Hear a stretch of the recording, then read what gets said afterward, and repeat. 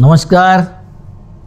मैं आपको बताना चाहता हूं कि हमारे देश में अमृत काल चालू है और अमृत काल का अमृत महोत्सव बिहार से शुरू हो गया है।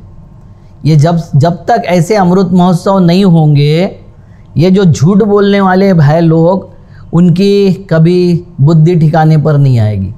आपने देखा होगा कि कुछ लोग ऐसे थे कि हर बात के लिए अपनी मैं कितना विद्वान हूँ, मैं कितना होशियार हूँ, और उनके लोग उसकी तारीफ़ कर रहे थे कि बहुत अभ्यासु व्यक्तिमत्व है, बहुत ज़्यादा जानकारी रखते हैं, कैसी कैसी जानकारी रखते हैं।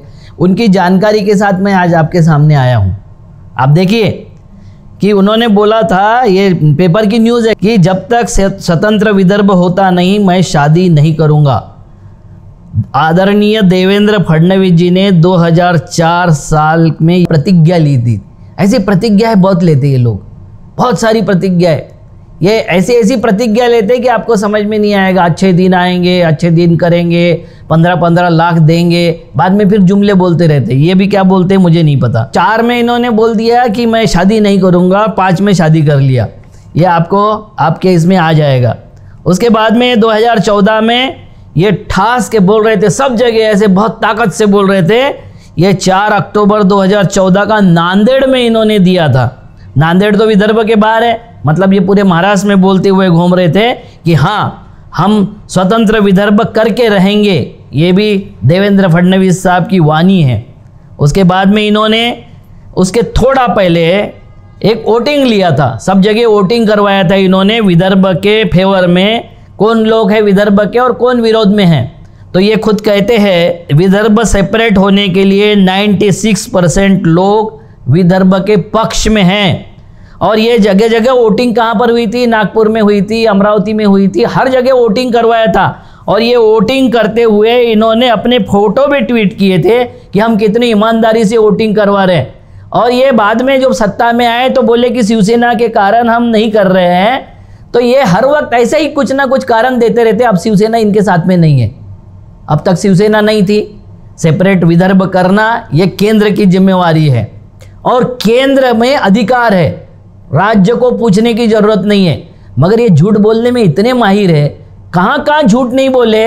इनके प्रधानमंत्री तो हर भाषण झूठ है, हर घोषणा झूठ है, हर जगह बोला हुआ झूठ है। उनकी डिग्री झूठ है, उनके आक्रमण झूठ है, उनकी कैद में जाना झूठ है, उनका बांग्लादेश आंदोलन झूठ है, सब झूठ है, सच कुछ नहीं है। चाय बेचना भी झूठ है। तो ऐसे झूठे लोगों ने ये जगह जगह आंदोलन करके क्या क्या समझाया, इसका ये थोड़ा है। इन्होंने शेगांव में 4 मार्च 2010 को एक भव्य प्रारंभ किया था, युवा जागर अभियान। काहे का? विदर्भ राज्य सेपरेट मिलना चाहिए, इसका युवा जागरण अभियान। ये सब आपको देखने में मिलेगा, इसलिए मैं खाली बता रहा हूँ आपको। और ये इन्होंने बताया, उसमें एक बैनर और था कि गुरुवार को जो निकलने वाला 4 मार्च 2010 का जो भव्य प्रारंभ था की अत्याचारी विदर्भ द्रोह्यांची लाचारी पत्करणार नाही, विदर्भ राज्याचे रणशिंग फुंकले आता थांबणार नहीं। यहाँ कहाँ रुक गए मुझे नहीं समझ में आ रहा है। विदर्भ द्रोही कौन है? विदर्भ द्रोहियों को ठिकाने लगाए बिना विदर्भ नहीं हो सकता। विदर्भ की 65 की 62 विधानसभा की सीट और 11 की 11 लोकसभा की सीटों में जब तक आप हराओगे नहीं, जब तक विदर्भ मिलेगा नहीं। कुछ लोग बोलेंगे विदर्भ मिलने से क्या होगा, हमारी समस्याएं कैसी हल होगी। तो उनको छत्तीसगढ़ के बारे में देखना चाहिए, तेलंगाना के बारे में देखना चाहिए, उत्तराखंड के बारे में देखना चाहिए, झारखंड के बारे में देखना चाहिए। जब एक बीमारू प्रदेश से बाहर आते हैं तो नए प्रदेश का विकास कितने तेजी से होता है। 23% ही हमको देने वाले थे रोजगार, हमारे शहर, हमारा जितना हिस्सा था वो 23% था। 2% रोजगार दिए, इरिगेशन में हमारी ऐसी तैसी कर दिए, हमारे रास्तों में ऐसी तैसी हो गई है, हर चीज में हम पिछड़ गए। इवन हमारे 66 MLA थे, 62 हो गए, 11 MP थे, 10 हो गए। हर चीज में हम पिछड़ रहे हैं। और ये जो नया शासन इन्होंने आया है, हिंदुत्व के नाम से शासन आया है।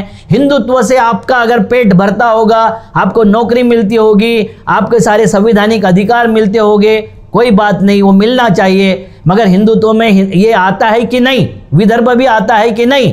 और हिंदुत्व में सच बोलना आता है कि नहीं? कि जितना झूठ पाखंड होगा उतना बोलना मतलब हिंदुत्व है।